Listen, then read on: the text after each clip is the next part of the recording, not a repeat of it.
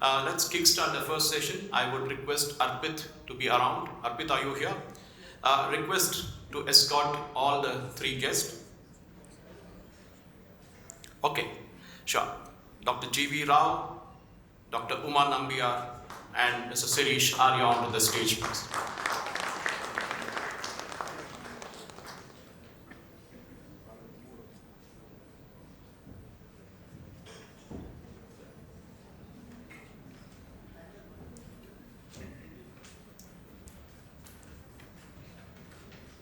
And the session would be moderated by Dr. Rahul Verma. Every session I will read out a couple of lines about the speaker and the moderator. Dr. G.V.Rao is the director of AIG Hospitals, a Dr. B.C. Roy National Award winner, a stalwart in surgical gastroenterology, a pillar of AIG Hospitals. Dr. Rao is renowned for his expertise in clinical practice and artificial intelligence. He is driving efforts to harness AI in transforming medical care, enhancing patient service delivery, amplifying research capabilities to shape healthcare. Next, Dr. Nambiar, international healthcare consultant, neurosurgeon, and hospital administrator. She brings across a vast expertise across Indian, African, and Sri Lankan healthcare systems. A trained neurosurgeon and a seasoned hospital administrator, she specializes in strategic healthcare planning, policy design, hospital commissioning, process standardization, and leveraging IT for healthcare improvement. Mr. Shirish Arya, co-founder and director, corporate strategy and business development at ImmunoACT. Dr. Arya is the co-founder of ImmunoACT, pioneering biotech company in India specializing in cell and gene therapies. Spun out of IIT Mumbai or Bombay in 2018, the ImmunoACT is the leading development of India's first CAR-T cell therapies, starting with blood cancer. Okay. And the moderator of the session, with whom I'll be leaving the stage with, is Dr. Rahul Verma, the co-founder of NanoHealth, a pioneering company focused on enhancing healthcare accessibility and offering technology-driven health management solutions. Dr. Rahul represents a unique combination of expertise in medicine and engineering, holding both an MBBS and an MTech degree from IIT Bombay. Dr. Rahul is set to take over, but before that, Dr. G.V.Rao would like to make a presentation, and I would invite him to come onto the stage.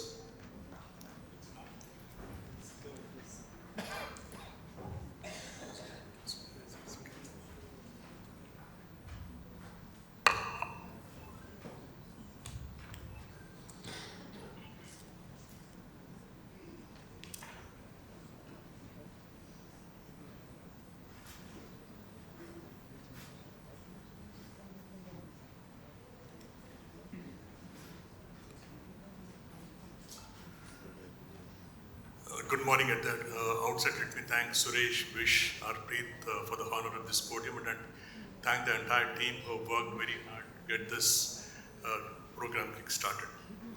I'm here as a clinician, maybe partly as an administrator and partly as a research person at AIG Hospitals.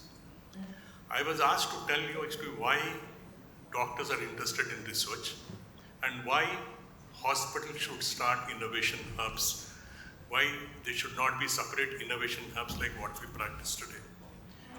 Actually, as of today, we seem to have four major verticals in medical devices: consumables, patient aids, diagnostic imaging, and instrument appliances. And of these four major verticals that we see, the instrument and appliances seem to be occupying the core of what we practice in clinical medicine, and most of it is dependent on imports as in today. It is likely that in future, suppose if these can be done in India, a lot of money can be saved and a lot of this can be passed on to the patient care. With this basic concept, actually we started this facility in AIG Hospital, whereas we know that every single drug or every single technology that comes into practice has to go through this bench to bedside concept. This usually takes a very long time because of various factors.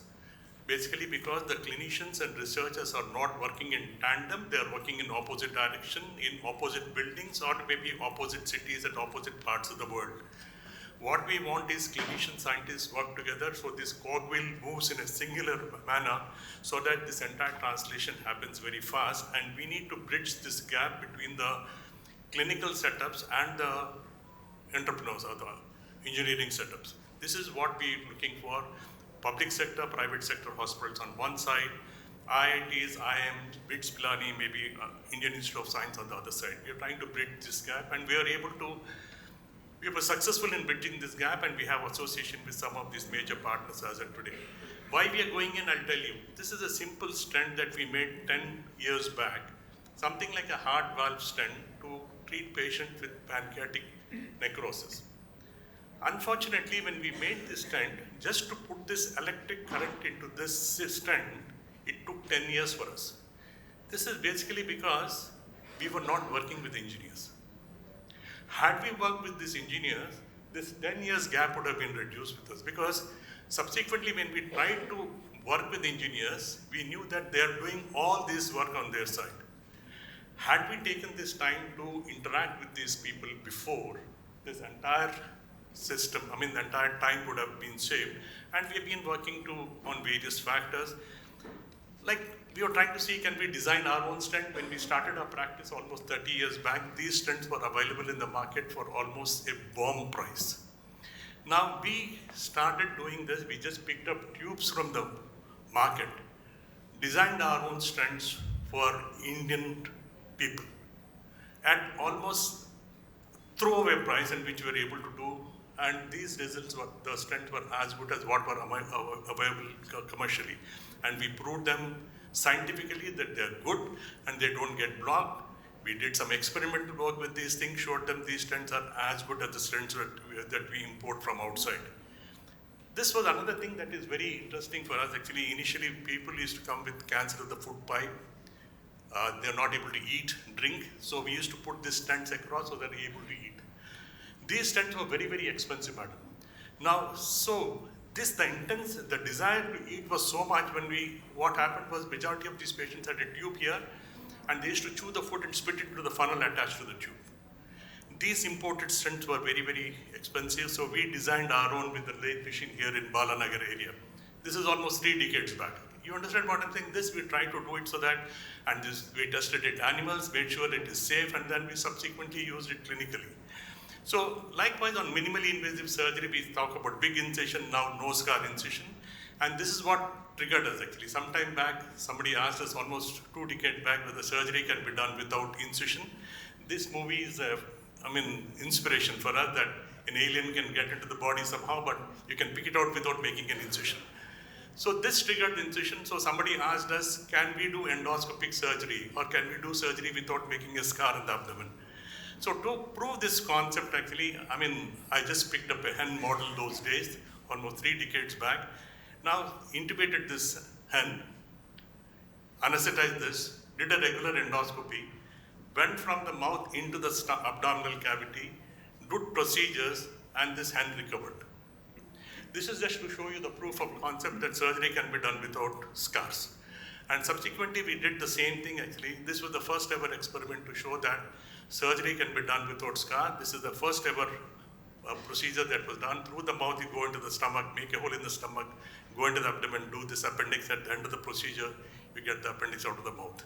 This is the world's first thing actually, and Time magazine carried this as the thing that is going to change the world. It is taking some time, but again, it's going to come into practice. Likewise, actually, islet cell transplantation, we have been working with the basic scientists. Basically, islet cell transplantation requires some sort of immunosuppression because it's an allogenic transplantation. We were trying to see if this transplantation can be done without immunosuppression. And we were one of the first ones to start this islet cell transplantation in this part of the world. Again, inspired by this movie, Iron Man, which talk about the bioartificial heart. You are talking about the bioartificial pancreas. The government of India has asked us to show the proof of concept. So this is a device called Therasite, which allows only nutrients, does not allow any immune cells to pass through. We did this on the monkey models to show that it is possible. And subsequently, the idea is to make a device like this, which can be put subcutaneously under local anesthesia, and that takes care of the diabetes. This is what is in for. And we are doing experiments to create artificial esophagus in our own lab. Actually, we were successful in generating a segment of food pipe in our own labs. This is basically to treat all those small children who are born with atresia of the food pipe. So this is what is going to change the entire line. AI is another good thing, big thing for us. We started doing this, getting incorporated into different fields. Yellow enhancement is one of those new things that has come. We were involved in this. Basically, it means we were all doing the procedures under white light. Now we do it under yellow light. As and when required, we can change. So you can see the color, how it makes a difference and how it improves the way in which you can do the surgical procedures.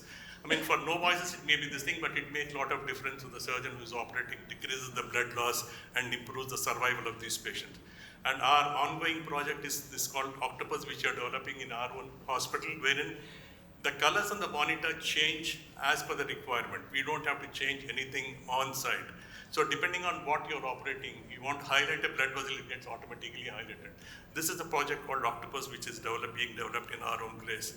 And staplers are there in practice for quite some time, and we were happy to start this project called confocal microscopy for the first ever time, which gives us instant pathology. In the sense, you take this tissue out and put it on the system, and it gives us the biopsy, which is equivalent to the H&E stain, almost within 3 minutes time.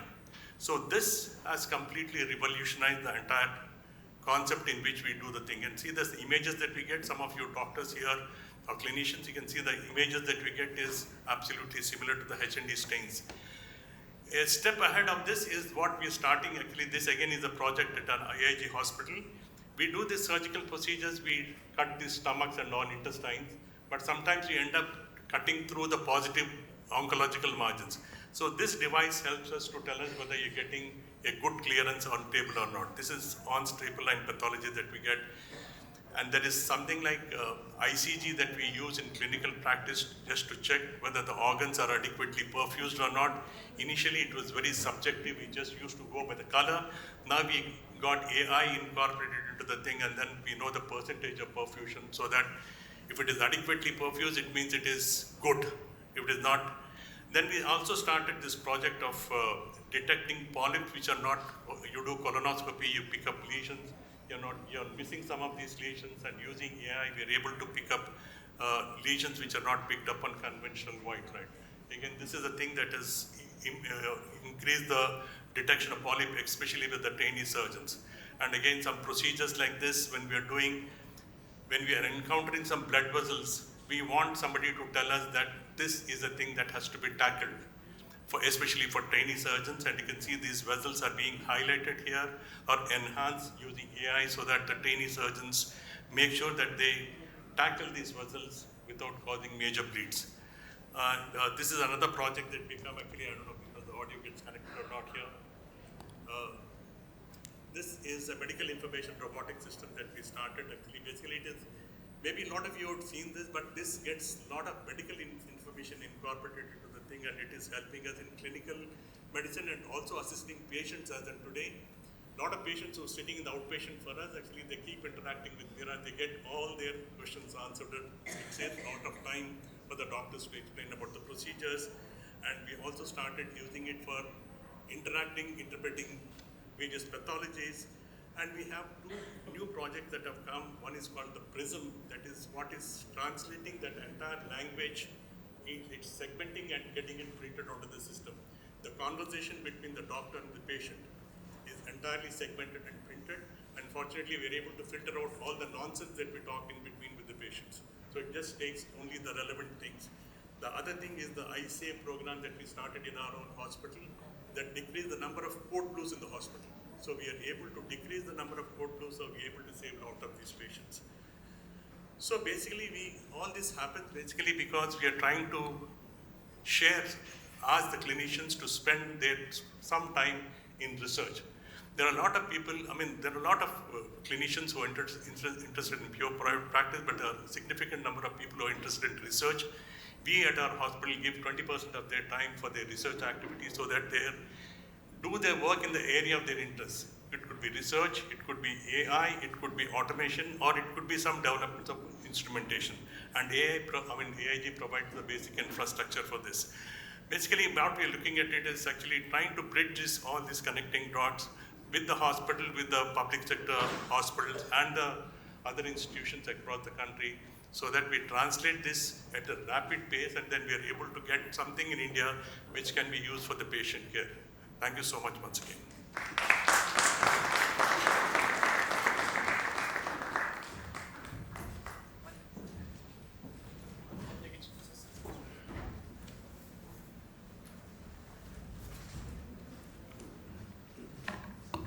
So laptop.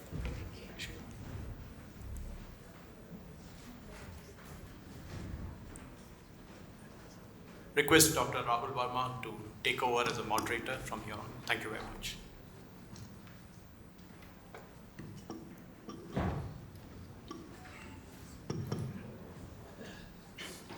Hi, a very good morning, everyone. How's everyone doing?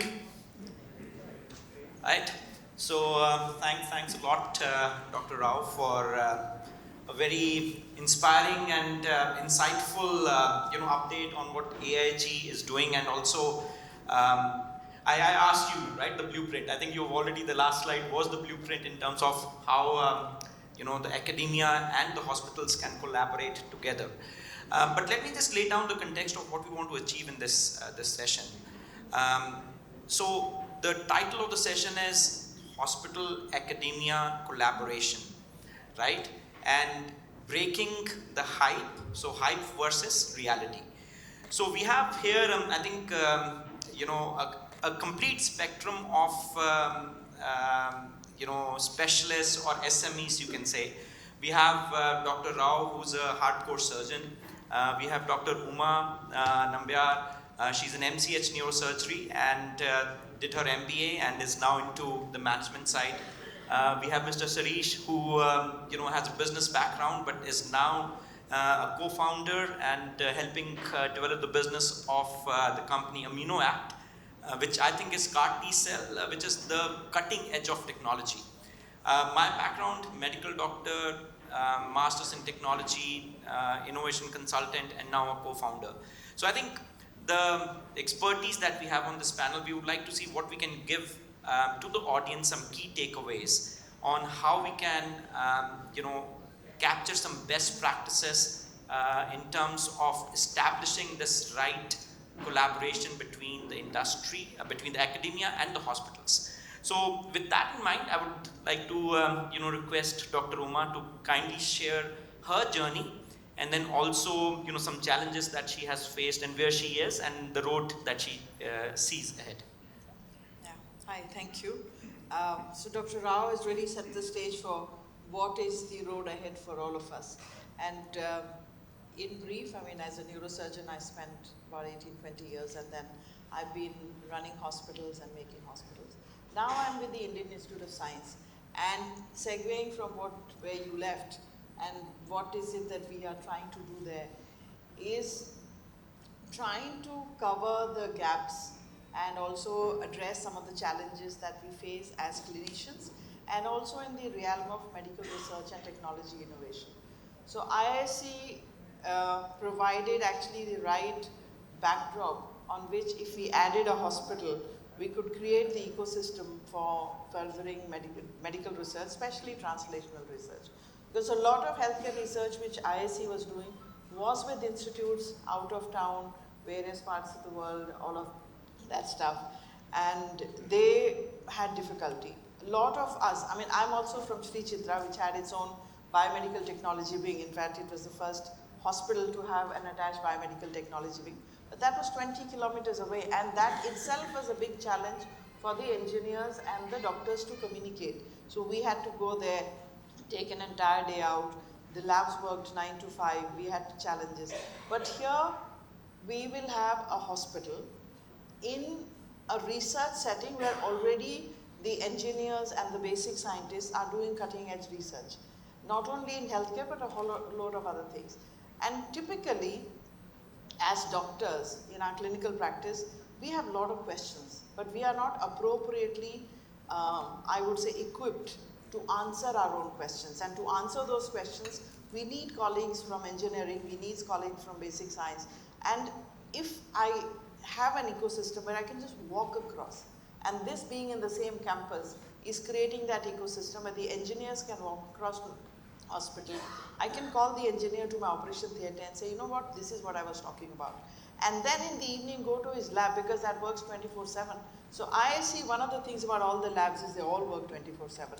So after finishing our rounds at night, 9 o'clock, 10 o'clock, we can go to the lab, sit with the engineer, discuss what we want to do. So trying to create that ecosystem to see that the challenges that we have of brilliant minds in this country not being able to produce appropriate technology innovation can be met with. And this is, I would say, one of the things that you mentioned about clinician scientists. So we have also the postgraduate medical school that we are developing along with the hospital. We'll have the postgraduate medical school. And the degrees will be an integrated MD, PhD, creating the team of clinical scientists, which is completely lacking in this country. If you have clinician scientists who knows the language of the clinician and the researcher, this is the pool that we want. So at IISc, this is what we are trying to do at the moment. Great, thank you, Dr. Uma.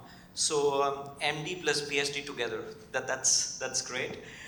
Something that I can share as a career guidance to my kids, right, to aspire for. Thank you. So over to you, Shirish, to share your journey, especially I think your association with one of the most premium academic institutes in India. How did that start, the challenges, and where you are, and the road that you see ahead? So I'll talk a little about myself and then a little about the company and how we are here where we are.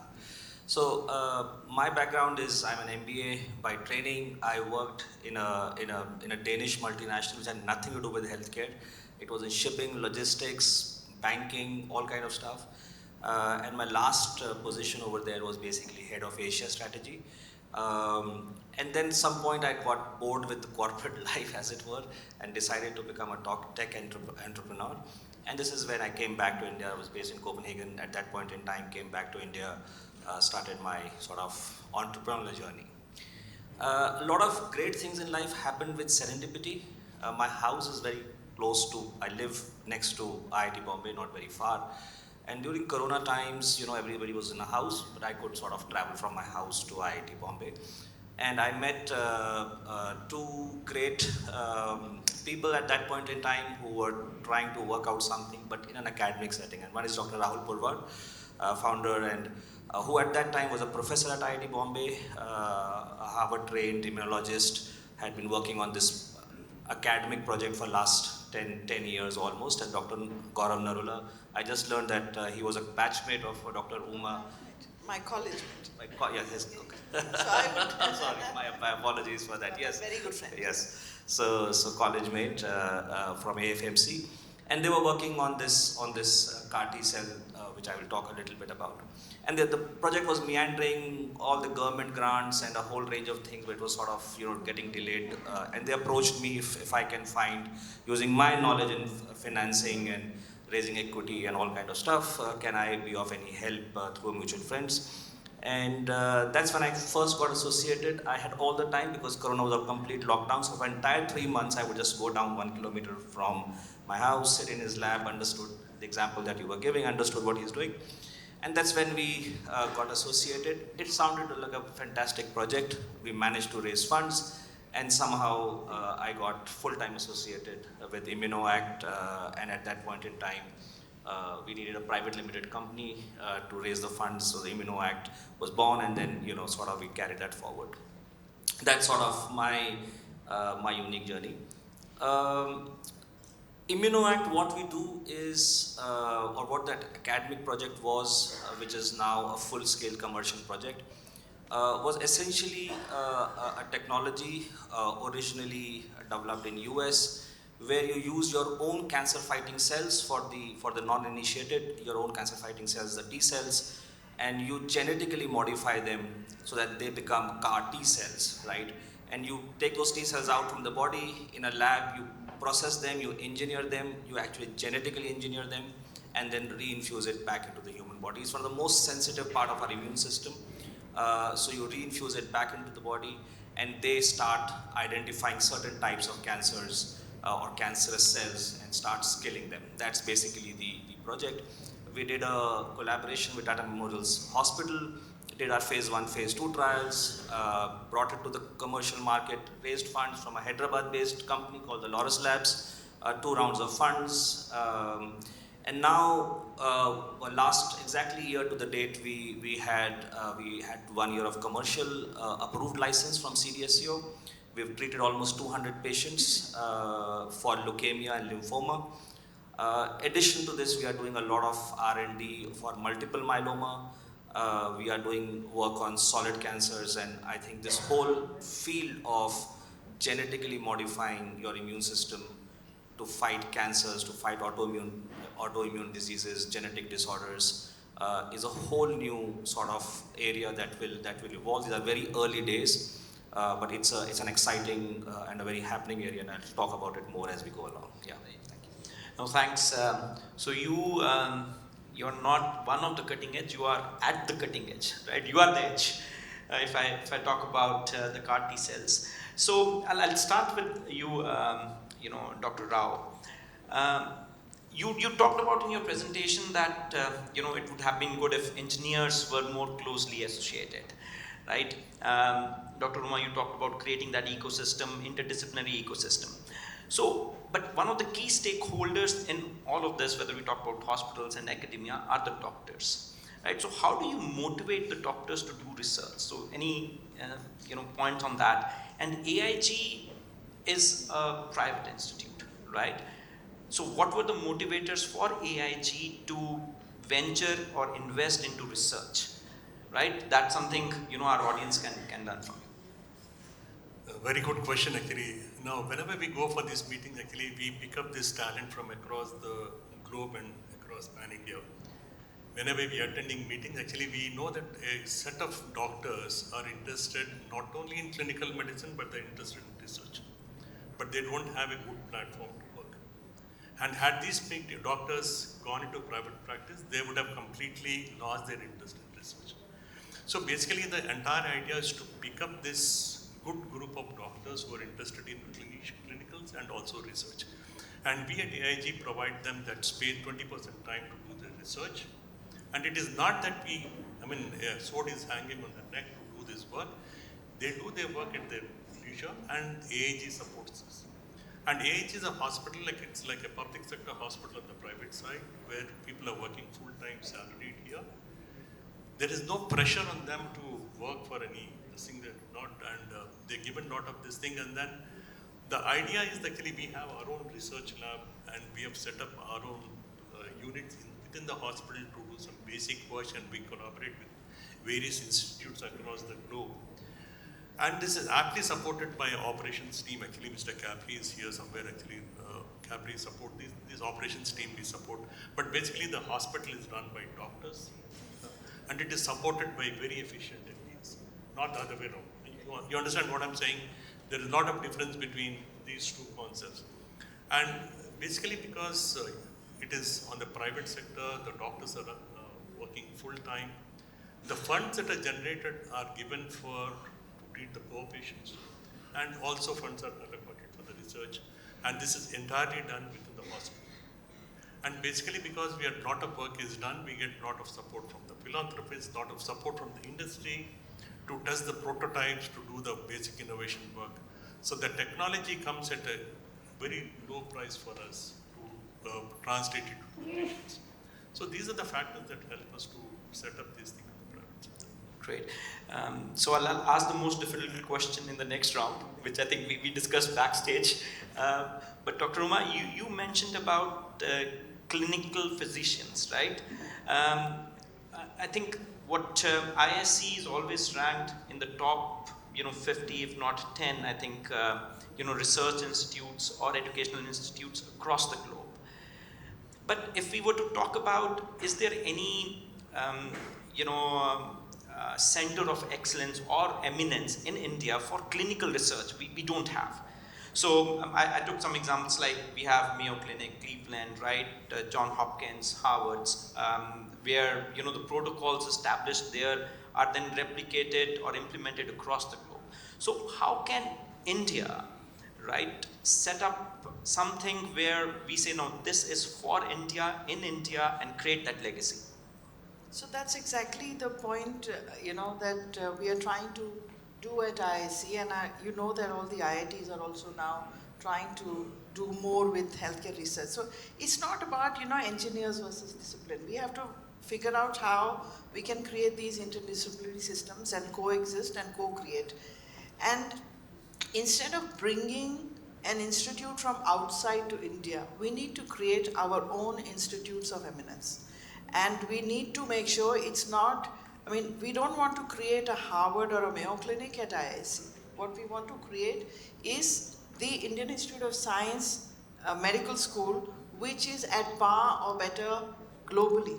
So we need to really create these kind of globally recognizable institutes. And let me tell you why we have not been able to do till now is one is the way our healthcare industry has been. First of all, I must say that physicians are one of the most misunderstood communities in India. It's always thought of कि अच्छा वो doctor private में है पैसे बनाने के लिए जा रहा है, सरकार में है काम में interest नहीं है. But that's not true. When we get into med school, and you'll bear me out, many of the clinicians here, most doctors want to be excellent clinicians, and they also have something else happening in their mind. They also want to be something else. They want to be other researchers, musicians, artists, whatever it is. Some kida, everybody has. What we want is the right place to work, the opportunity to realize that dream without the pressure of having to see a patient to put food on the table.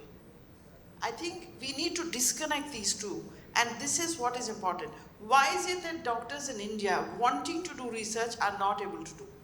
Because if they spend their time in research, there is no motivation, there is no remuneration, what is in it for them? And if they spend 20-30% of their clinical time doing research, they may not get to see a patient. And then if they're working in a hospital where you need to make sure that you're on a fee for service, you don't have that opportunity.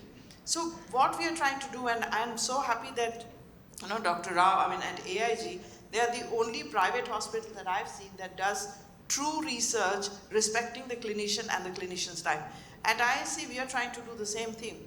Every clinician will have 30% protected research time, which means they will be paid additionally to do research by IIC.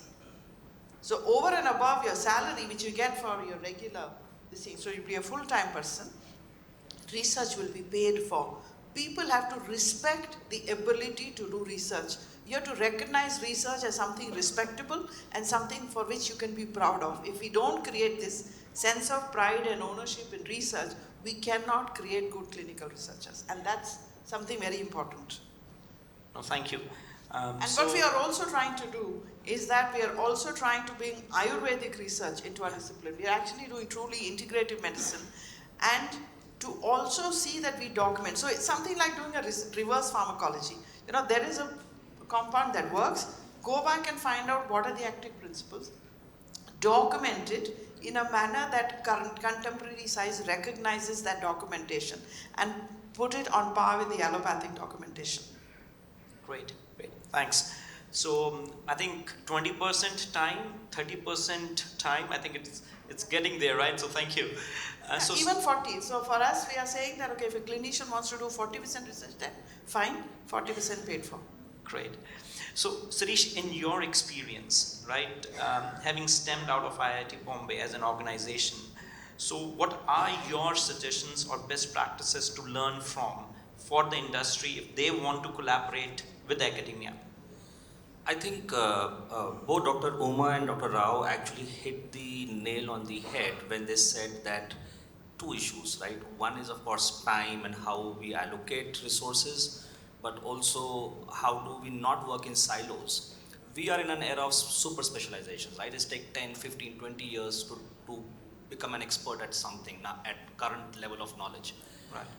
And when we become super specialists, we stop collaborating and, cross-functionally we stop talking, right? I think in some ways we are maybe a little bit of a success story over there and something that could be templatized, what Dr. Uma was mentioning. When I look at Dr. Narula and Dr. Hasmukh Jain are two lead PIs from Tata Memorial Hospital, They look at about 100 to 120 patients in OPD a day, right? They are doing their clinical research, they are writing protocols in a very frugal way. We don't have IQVIAs to hire when we started. We didn't have the money to hire, $1 million sort of CROs at that point in time. So all of that done frugally in a very limited space of time, I think hats off to them. So just wanted to acknowledge that. But let's see how we can sort of work in this. I think 2-3 things we did well. One is start an early collaboration which is cross-function. I think that is very important. And if I may take the liberty to say so, sometimes as innovators or scientists, we sometimes tend to hold things close to ourselves. And I think this is where I think to Dr. Rahul Verma's vision that he actually went out of his IT. He's an immunologist. He's not a clinician. He went out, found the right partner, and we could sort of get Tata Memorial at a very early stage of our clinical development. I would add a third wheel to your presentation, which is not just the researcher and the clinician, but also business needs to come in early, right? The industry partnership needs to start early, right? Maybe that was my little role in this whole journey, because way before the clinical research start, what is the commercial potential of it? Funding at government funds don't really care about it, don't understand it. But some of this research, how is it going to translate commercially? What are the challenges you're going to face commercially? How will that whole commercial cycle work beyond the clinical research cycle? I think those whole 3 wheels need to start working each other, and I think that's the ecosystem that US does extremely well, where academic industry partnership is very deep. So if I just take our example, IT has a good ecosystem where you have, say, a professor or a student who's doing his research. Right. Once the patents are filed, they have the first right of refusal to commercialize that, right? Okay. You are from SOM, so you know this. So Sign, which is that incubator, so you can incubate your company at Sign. Sign gets a very small percentage of that. So IIT benefits from that research in a small way.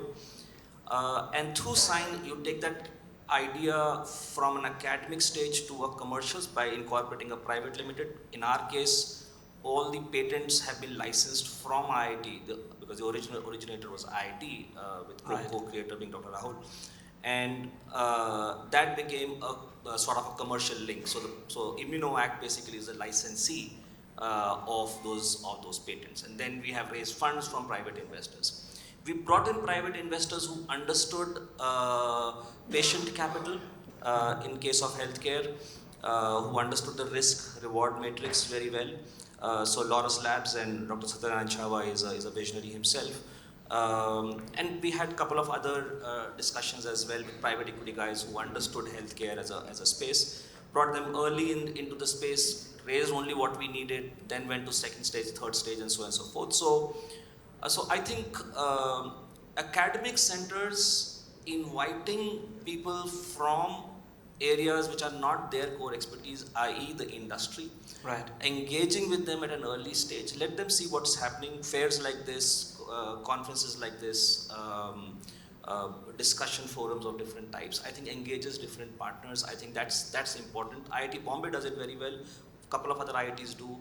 I think what MAM is doing and what we can replicate that in other centers. We don't have to create a Harvard, I agree, but we need to create these collaboration modes. And clinicians talking to academicians and trying to work out, or super specialists talking to each other at an early stage. I think those are the 2 areas of. Taking a cue from this example, Laurus went ahead, so we became sort of a reasonable success story for Laurus Labs. So what they did is they went to IIT Kanpur. So what we do is what we call lentiviral vector-based gene therapy. There is another gene therapy called the AAV-based gene therapy, and there's an expert who's in IIT Kanpur. So they took their work to IIT, so they went to IIT Kanpur on their own initiative, learning from this, and have set up an R&D lab now in IIT Kanpur. Okay. So where the original researcher, Dr. Jayendran, he's actually now collaborating and seeing how that partnership can work. So this model can be replicated in a better way as we move. Very good point that you made about the patents. Actually, we at AIG actually pass on 50% of the benefit of the patent to the person who does it, actually, unlike what happens in the other areas. Fantastic. So I think just last question. This fantastic panel, we have someone from industry, we have someone from academia, we have someone from the hospital. right? So if you were to share, Dr. Rao, your one nugget of wisdom to other hospitals to replicate or accelerate the research or this collaboration or initiate this collaboration with academia, what would you want to share that with the hospitals or owners of hospitals or the medical fraternity? As in today, it's not an exaggeration that I get the best of the talent for the clinical work as on today to my hospital on all specialities. Right. If we go by the NEET ranking, actually the first 6 rankers and the 10 rankers come to AIG hospital. Our goal as on today is to get the top rankers like IIT to AIG, and we start an Institute of Biotechnology, which is in the pipeline actually. So the best of the talent on the engineering side, the best of the talent on the clinical side can come together. That would be the dream project that can translate the entire thing, and what Madam has been saying actually can be easily translated at a rapid pace. That is our motto. We are working very strongly towards this, and we hope we'll be successful in the days to come. Thank you, Doctor. So, Dr. Uma, your nuggets of wisdom for the academia on how they can actually foster this, collaboration if they want to take this forward. Yeah. So, with one of the things I always say is that we have to break out of our silos. Co-creation and collaboration is the only way.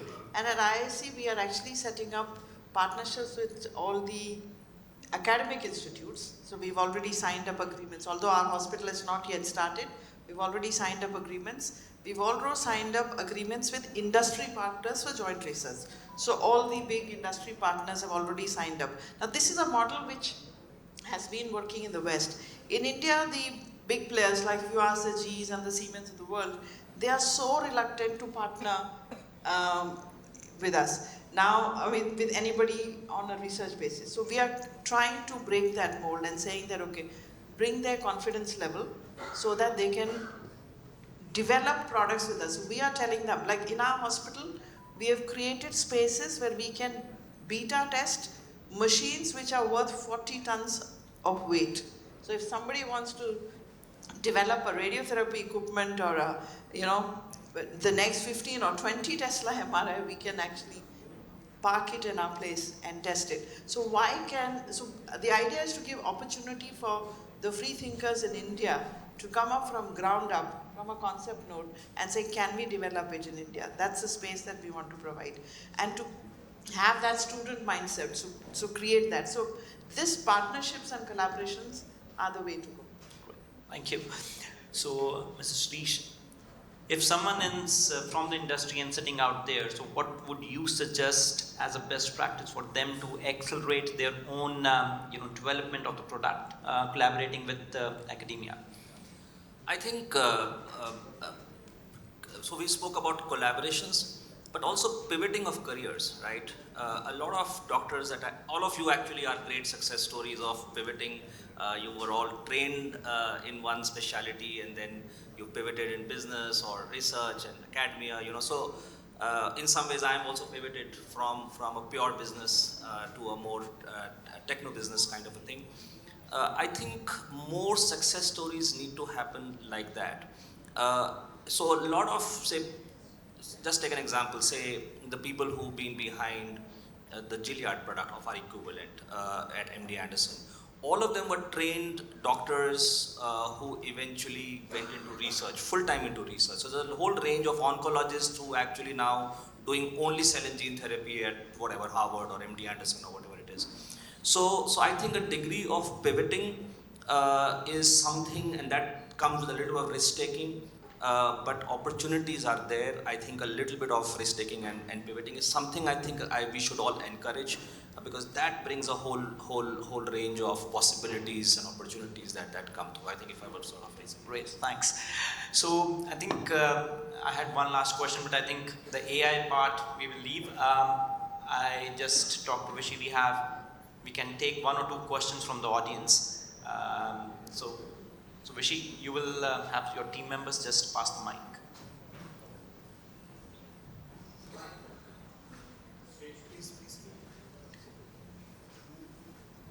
Hello, sir. So it is more of a statement than a question to adding to what happened partnership with hospitals and academics. So when I moved back in 2019, with the idea. Okay, sorry, I'm Dr. Kalyan. I'm a co-founder of a company called Gene Power RX, where we do personalized medicine by gene sequencing. So I still remember the first meeting I had in AG Hospital with Dr. Nageshwari Garu and G.V.Rao Garu, where I was trying to see how we can bring in this new science into it. And the first question, I think the first question was put in by Dr. Rao. What is the evidence, what is the data you have? Said, we have all the evidence which is done in Caucasian population. I have all the evidences which drugs work, which drugs don't work. So what is limiting you from doing it in India? I said, I don't have data. And then they are very kind of research oriented. They said, okay, if we give you enough funds and give you the access to the hospital system, can you generate this data, validate it for Indian context and make it a product? And then that is how my association started. And if not for AAG hospital supporting me, probably I would have gone back and doing general practice in US. So that is what I want to bring. That is how the impact of associations and encouragement in the research organizations should happen. It is not just national institutes, even a startup like us can go and talk, and then the institutions like AG Hospital supporting is a big success story for me. Thank you, sir.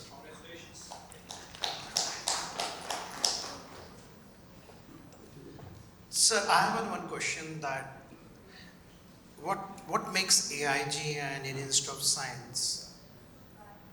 Is it more to do with your culture, and with this will remain for next 20 years coming? What I'm talking about from a cultural aspect, from a building such kind of institution with a mindset. So in that line, could you share something? You're very right. Actually, this inculcating culture into this medical field is very, very important. Actually, there was something actually when we started our practice, actually we were totally on the clinical side. We less understood about the operations, how to run the thing actually. And it is likely that we were wasting some time on the other side. But again, as I told you before, actually I have a very able team supported by Capri here, who run the entire show and then give us that time for us to do that thing on the clinical side and also spend our time on the research side. Capri is not putting pressure on any one of us to do anything. He is not looking at logistics. He knows that we will do it irrespective of whatever it is. So that is what I've been emphasizing. Actually, we have a beautiful set of people, MBAs, who are supporting us. And basically, we feel it's all about patient care, the empathy that has to be delivered, and that empathy has to be delivered in a proper way, supported by the MBAs who have their basic thing to support this entire facility. That's how we feel that the system should work, not the other way around. And we are very fortunate to have this very good team here supporting it. And Capri takes this culture to the next level. Actually, you should come and see to the hospital, how he runs the hospital on the other side. So is it from the hiring aspect, or is it like a baseline mantra which you follow? I mean, how do you go about inculcating the culture and the mindset of innovation, wherein, that's what my question is, that what's your secret sauce? How others can also get inspired being like an AIG and we inculcate the culture of innovation? I'm asking that. What's your secret sauce? See, basically, suppose if I practice just medicine and I go to a meeting like this and I present my data, it is something similar to what the other people present. It is nothing different actually. I might be having 10 numbers, the other person might be having 50 numbers. But the last 3 slides of my presentation, which changes the entire scene, where I do showcase what I am doing in addition to what is being done, changes the entire image that AIG has got about the thing. And one person starts it, the other person automatically gets into it. You understand? It's an addiction basically. Research is an addiction. One person does it, he gets recognized, he gets a platform to showcase, he gets platform to showcase, and he gets awarded for this, he gets recognized. And you understand, it's a separate side thing of recognition. Recognition on clinical side is totally different from recognizing as a clinician scientist. It's a totally different thing, and not many people have experienced it. And once you experience that, I think the very kick of that is totally different. it's very high. It's very high. The clinician scientist kick is totally different from just a clinician. So, so one final question on behalf of, if anyone wants to collaborate with you, is it an open door? Yes. Okay, it's an audience questions, okay? Yes. We are Okay. very, very open to collaboration with anybody where there is a common interest. We have multiple methods of collaboration, and we're always open. We have already started that journey of trying to tie up with various institutes and everything. So. Sure. So the entire purpose of this particular topic was, when I work with startup, okay, as they told, everyone work in silos. And second thing is, there's no clinically proven data, validated. Okay, we all are coming and setting up, exhibiting, going for VCs, and without being clinically validated. And that was the main purpose of setting up this stage with that hospitals and academics as innovation. So hub for the new gen technology. So as all the four people have told that it's an open door entry. Okay, let's make use of it. It's all getting recorded. Okay, thank you very much. And just a small announcement. All the audiences, so we are doing something called integrated learning. This all has been captured properly, and then afterwards we are requested the panel members to get into a boardroom. That's a closed room, wherein they will be facing the camera, and you can again take a much deep dive.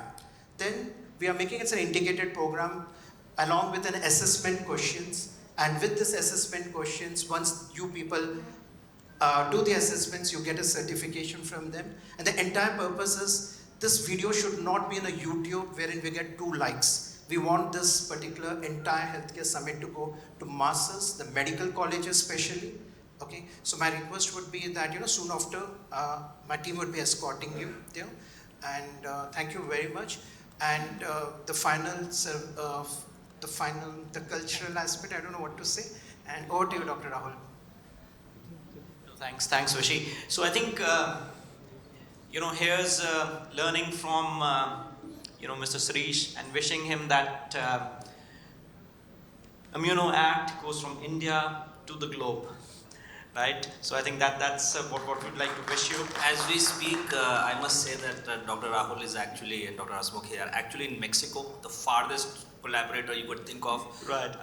Having a meeting as we speak with their foreign minister and health minister. So there is every reason why what we've done with generics and others, we can do with advanced therapeutics as well, and take it to the world, especially to the LMIC countries, which otherwise the 10-year, 20-year lags when the novel drugs actually come to those countries. So I think we can, as India, we can really play a very big role in that. Great. So one of the things I just say, just because you came and you actually introduced the VC mindset into this project. Right. That's why it has taken that leapfrogging, which otherwise everybody lacks. The VC culture in India, we don't have that patient capital culture, and their belief in research and to look at it long term and saying that, okay, I'll invest in 100, maybe 1 will work. That is something that needs to really bring. Yeah. Okay. No. Thank you so much. Thank you for this platform. And think, again, I reiterate that the platforms like this have made AIG on the forefront, and that is the reason why we are working with various government organizations, and we hope that we translate. Thank you. Thank you, audience. Thank you, panelists. It was a fantastic discussion. Thanks. Thank you all the panelists, Dr. G.V.Rao, Dr. Nambiar, Shirish Arya, and Dr. Rahul Verma for moderating the session. May I request Mr. Raghu to please come onto the stage and present mementos to our guest for the first session that was held today.